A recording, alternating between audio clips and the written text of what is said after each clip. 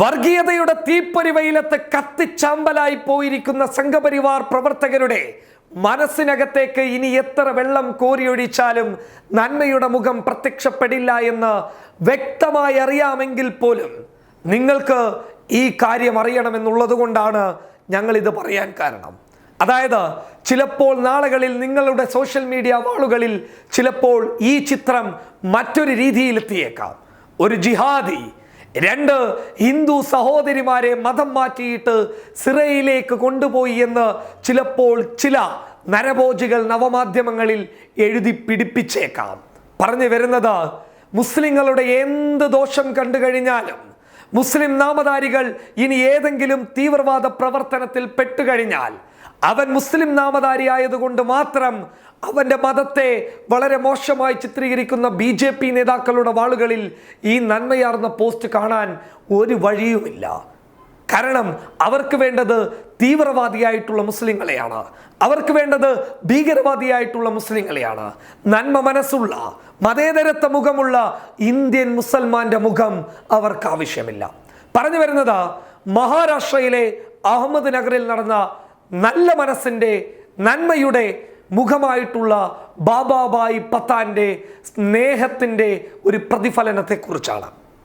ആരാരുമില്ലാതെ ഒറ്റപ്പെട്ടു പോയ രണ്ട് ഹിന്ദു സഹോദരിമാർ, അനാഥരാണ് അവർക്കാരുമില്ല, എന്ത് ചെയ്യണമെന്ന് അവർക്കൊരു ധാരണയുമില്ല.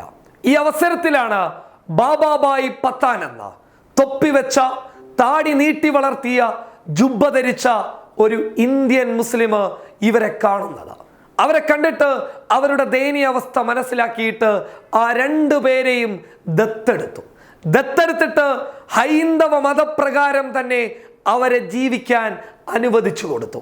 അവരുടെ സ്വാതന്ത്ര്യത്തിന് അവർക്ക് ഒരു വിലങ്ങും നൽകാൻ ആ മനുഷ്യൻ തയ്യാറായില്ല. അവസാനം ബാബാഭായ് പത്താന്റെ അരികിൽ നിന്ന് മറ്റു രണ്ടുപേരുടെ അരികിലേക്ക് പോകുന്ന നിമിഷം, അതായത് ആ രണ്ട് സഹോദരിമാർ വിവാഹം കഴിച്ച് മറ്റൊരാളുടെ ഭാര്യയായി പോകുന്ന സമയത്ത് ആ രണ്ട് സഹോദരിമാർ ഓടി വന്നുകൊണ്ട് അവസാന നിമിഷം ബാബാഭായ് പത്താനെ കെട്ടിപ്പിടിച്ചിട്ട് പൊട്ടിക്കരയുന്നു. ഈ സമയം ബാബാഭായ് പത്താനും പൊട്ടിക്കരയുന്നു.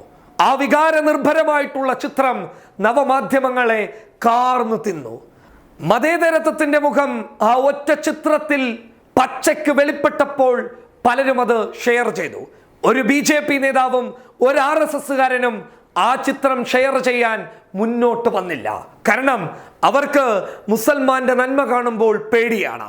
വർഗീയത പറഞ്ഞ് മുസ്ലിങ്ങൾക്കെതിരെ വിദ്വേഷം പ്രചരിപ്പിച്ച് വോട്ട് നേടിയ ഇവർക്ക് ഇത്തരത്തിലുള്ള നന്മയുടെ ചിത്രങ്ങൾ പ്രചരിപ്പിച്ചു കഴിഞ്ഞാൽ വലിയ തിരിച്ചടി ഉണ്ടാകുമെന്നുള്ള ധാരണയുള്ളത് കൊണ്ട് തന്നെ സംഘപരിവാറിൻ്റെയും BJPയുടെയും RSSന്റെയും നേതാക്കൾ ഈ ചിത്രം കണ്ടിട്ടേ ഇല്ല എന്ന് നടിച്ചു.